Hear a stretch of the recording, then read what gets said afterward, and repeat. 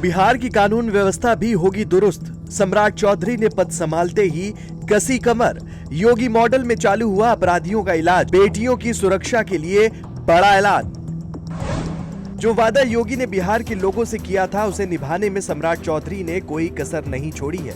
गृह मंत्री का पद संभालते ही सम्राट चौधरी ने न सिर्फ महिलाओं के लिए बड़ा ऐलान किया बल्कि योगी मॉडल की तर्ज पर अपराधियों का भी इलाज शुरू कर दिया है, जिसकी चर्चा बिहार के सियासी गलियारों में भी हो रही है। खबरों की माने तो बिहार में सम्राट ने साफ संदेश दिया है कि बेटियों की सुरक्षा पर कोई समझौता नहीं होगा और अपराधियों की छुट्टी अब पक्की है।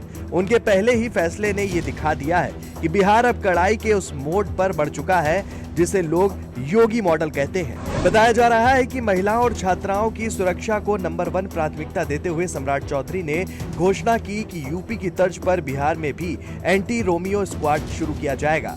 स्कूल, कॉलेज, बाजार और उन सभी जगहों पर जहां महिलाएं आती जाती हैं, पिंक पुलिस और एंटी रोमियो टीमें हर वक्त नजर रखेंगी। उन्होंने चेतावनी दी कि अगर किसी लड़की से छेड़खानी हुई तो आरोपी तो गिरफ्तार होगा ही, लापरवाही करने वाली पुलिस भी नहीं बचेगी।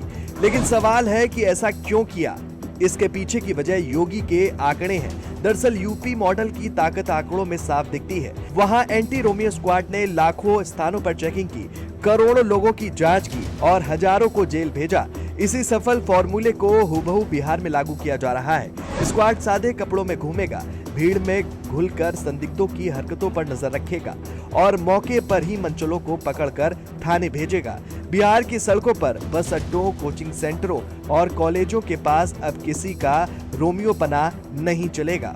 आपको बता दें कि सम्राट चौधरी का मिशन बस महिलाओं की सुरक्षा तक सीमित नहीं है। उन्होंने साफ कहा है कि अगर बिहार में अपराधियों, शराब माफिया, बालू माफिया और जमीन कब्जाने वालों को छोड़ने का सवाल ही नहीं है।